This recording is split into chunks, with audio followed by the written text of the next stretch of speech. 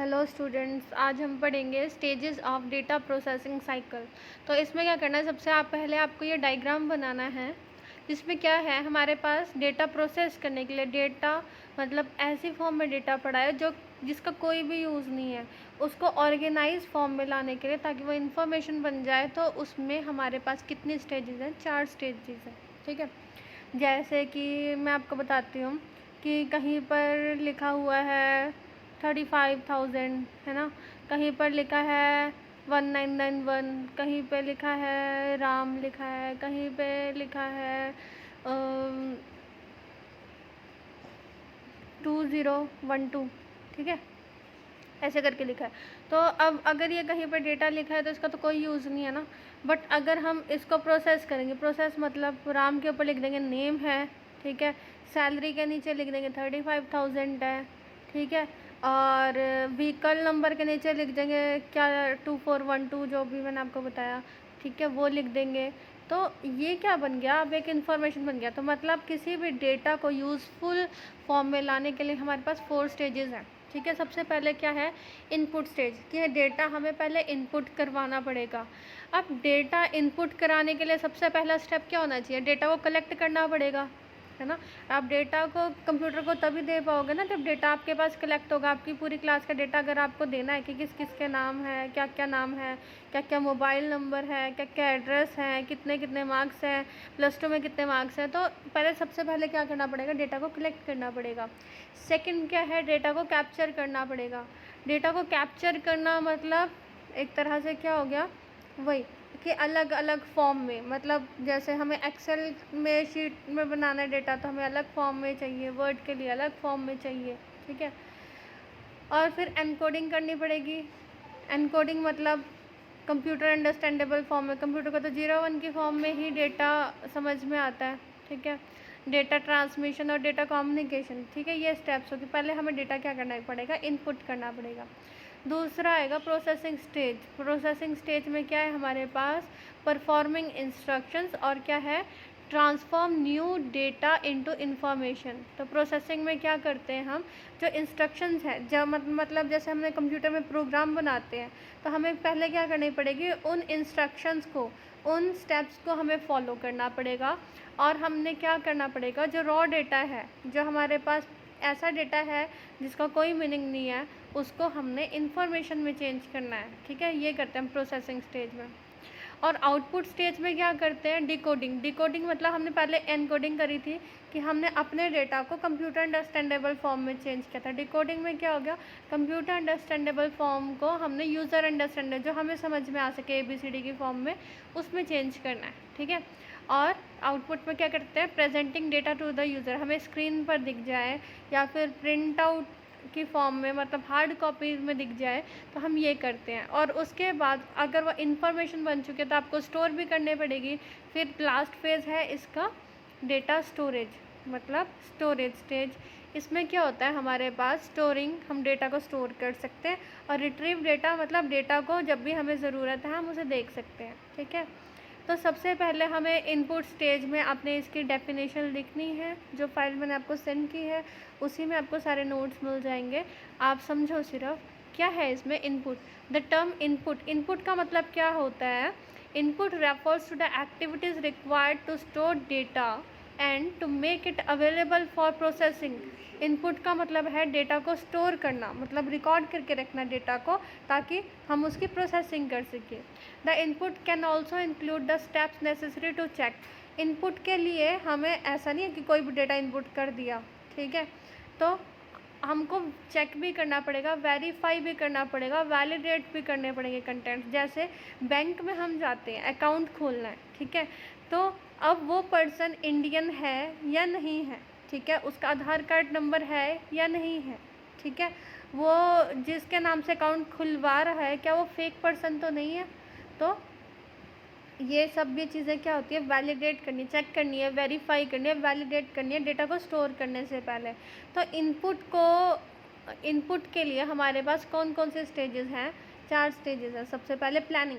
Planning मतलब हमें जो डेटा है, अगर हमें जैसे अकाउंट खोलना है तो हमें यूज़र से कौन कौन सी इंफॉर्मेशन कलेक्ट करने की ज़रूरत है ताकि हमें आगे जाके प्रॉब्लम ना आए। मतलब अगर हमारा बैंक है फॉर एग्ज़ाम्पल, तो हम कैसे सोचेंगे कि हमें जो भी अकाउंट होल्डर है उससे कौन कौन सी इंफॉर्मेशन अपने पास रखनी पड़ेगी, हमें उसका कहाँ कहाँ ज़रूरत पड़ सकती है। तो सबसे पहले ऑब्जेक्टिव्स डिफाइन होने चाहिए कि डेटा को हम जो कलेक्ट कर रहे हैं उसका ऑब्जेक्टिव, उद्देश्य क्या है। ठीक है, for example in examination system objective is to process student examination data to result cards. मतलब अगर हमको बच्चों का डेटा चाहिए रिज़ल्ट बनाने के लिए, तो हमारा ऑब्जेक्टिव क्या है कि हमें इसको पूरा करने के लिए कौन सा डेटा लगेगा, स्टूडेंट का रोल नंबर, उसका फादर्स नेम, जो भी आपकी मार्क लिस्ट में लिखा होता है, सब्जेक्ट के मार्क्स, मैक्सिमम मार्क्स और पासिंग मार्क्स। ठीक है, उसके बाद आता है डेटा कलेक्टिंग। फिर जब हम प्लान कर लेंगे हमें किस किस डेटा की ज़रूरत है, उसके बाद हम डेटा को कलेक्ट करना शुरू कर देंगे। ठीक है, और डेटा क्या होना चाहिए, करेक्ट होना चाहिए, तभी हमारे पास एक्यूरेट रिजल्ट आएगा। हमने किसी बच्चे के गलत मार्क्स चढ़ा दिए तो एक्यूरेट रिजल्ट कहाँ से आएगा। उसके बाद है वेरिफिकेशन हम करेंगे कि ये डेटा वैलिड भी है कि नहीं है। ठीक है, हमने किसी का नाम लिख दिया 1 2 3, 1 2 3 तो वैलिड नहीं है ना, न्यूमेरिक फॉर्म में कैसे हो सकता है डेटा। या फिर बच्चों के मार्क्स लिख दिए हमने ABC वैलिड नहीं है ना, मार्क्स न्यूमेरिक फॉर्म में होने चाहिए। तो हम उसको वैलिडेट करेंगे जिस टाइप की फील्ड्स हैं उसके अकॉर्डिंग। उसके बाद क्या करेंगे, इनपुट, डेटा को हम कंप्यूटर में एंटर कर देंगे जब हमने चेक कर लिया कि जो डेटा हमने कलेक्ट किया है वो बिल्कुल सही है। उसके बाद हम इसमें फीड करना शुरू कर देंगे कंप्यूटर में। उसके बाद वेरिफिकेशन करेंगे। वेरिफिकेशन मतलब कि जो डेटा हमने कंप्यूटर में डाला है वो सही से अपलोड हो गया है कि नहीं हो गया। ठीक है, उसके बाद उसके कोडिंग करेंगे। कोडिंग मतलब कंप्यूटर को 0 1 की फॉर्म में समझ में आता है, तो फिर हम क्या करेंगे, जो हमने डेटा फीड करा है कंप्यूटर उसको अब इंटरनली 0 1 की फॉर्म में चेंज कर देगा। ठीक है, उसके बाद क्या करते हैं, हम डेटा की प्रोसेसिंग करते हैं। प्रोसेसिंग में क्या करते हैं, हम एक बार जब डेटा इनपुट हो गया, फर्स्ट स्टेप देखो, once the input is provide the raw data in process by suitable and selected processing method. हम क्या करेंगे, सबसे पहले जो हमने डेटा इनपुट कर दिया उसको हम सुटेबल प्रोसेसिंग मेथड उसका सिलेक्ट करेंगे। This is the most important step कि मतलब हमें किस मेथड के थ्रू उसको प्रोसेस करना है ताकि हमें सही से आउटपुट मिल सके। ठीक है, मतलब अगर हम मान लो इनपुट किसी भी फॉर्म में हो सकता है, हम कोई प्रोग्राम लिख रहे हैं तो हर प्रोग्राम को भी रन करने के लिए अलग अलग लैंग्वेज के कंपाइलर की ज़रूरत होती है। तो हमें ये देखना है कि हमें किस में काम करना है। फिर processing is usually done by, processing का काम किसका होता है, CPU का होता है। ठीक है, और सारे भी इंपॉर्टेंट ऑपरेशन है जो बाइनरी में कन्वर्ट करना या बाइनरी से हमारी फॉर्म में कन्वर्ट करना, वो सब ये क्रिटिकल काम कौन करता है, CPU करता है। ठीक है, और जब हमारी प्रोसेसिंग हो जाती है तो हमें आउटपुट मिल जाता है। अब आउटपुट में क्या है, आउटपुट में है testing the result tested to be find if they are according to requirements and any errors are removed. The result जो निकला है उसको भी हमें क्या करना पड़ेगा, टेस्ट करना पड़ेगा। ठीक है, कि हमारे रिक्वायरमेंट के अकॉर्डिंग भी है कि नहीं है। और जो आउटपुट निकला है उसमें अगर कोई गलती है, मतलब किसी की परसेंटेज मान लो कैलकुलेट ही नहीं होता, उसका मतलब फार्मूला गलत लगाया होगा आपने, तो उसमें अगर कोई एरर है तो हम उसे रिमूव कर देंगे।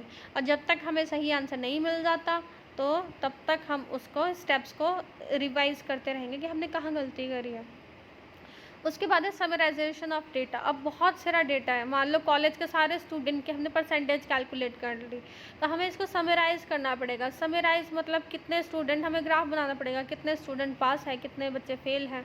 ठीक है, कौन कौन से सब्जेक्ट में बच्चे पास है, कौन से सब्जेक्ट में बच्चे फेल है।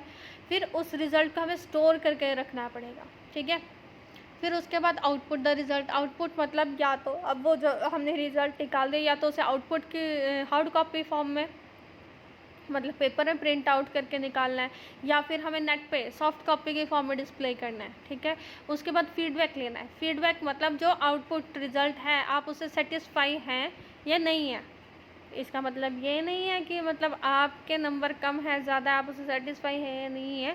इसका मतलब ये है कि मतलब जो हमारा रिज़ल्ट है क्या वो सही से वर्क कर रहा है या नहीं कर रहा है।